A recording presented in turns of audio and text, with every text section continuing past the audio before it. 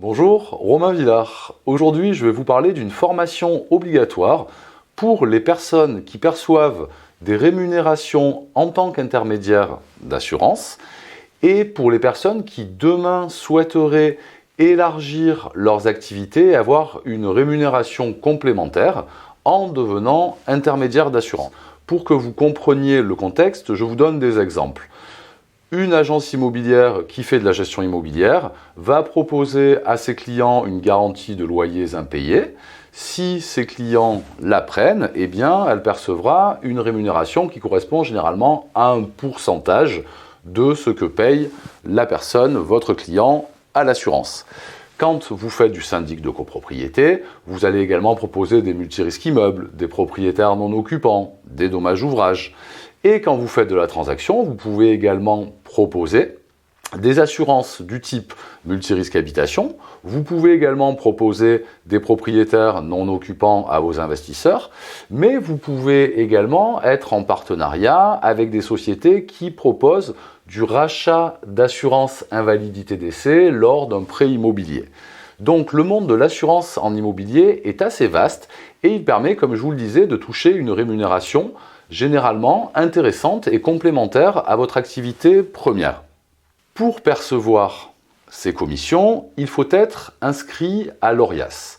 Et pour être inscrit à l'ORIAS, il faut réaliser cette formation obligatoire dont je vous parlais au tout début de cette vidéo, qui s'appelle mandataire d'intermédiaire d'assurance.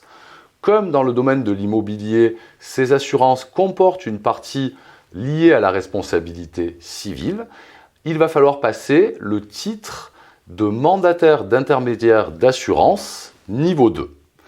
En quoi consiste cette formation? Cette formation est une formation assez longue qui est certifiante. À la fin, vous disposez d'une certification.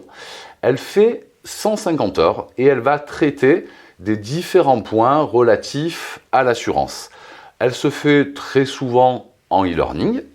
Et donc, à l'issue, il y a une série de 100 questions et vous devez répondre juste à 70 de ces questions, donc avoir un résultat de 7 sur 10.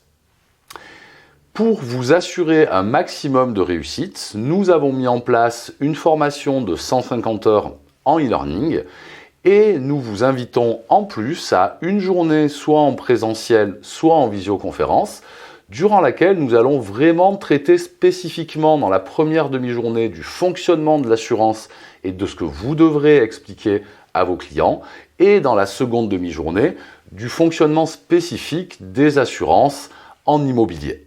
Ce qui vous permettra normalement, à l'issue de ces 150 heures et de cette journée de formation, de réussir votre test. Et jusqu'à présent, nous n'avons eu aucun échec.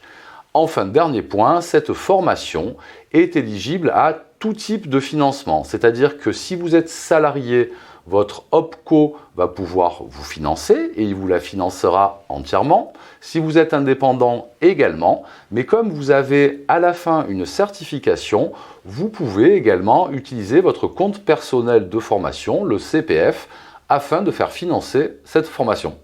Voilà, je vous remercie et je vous dis à bientôt pour une session de la formation mandataire d'intermédiaire d'assurance niveau 2.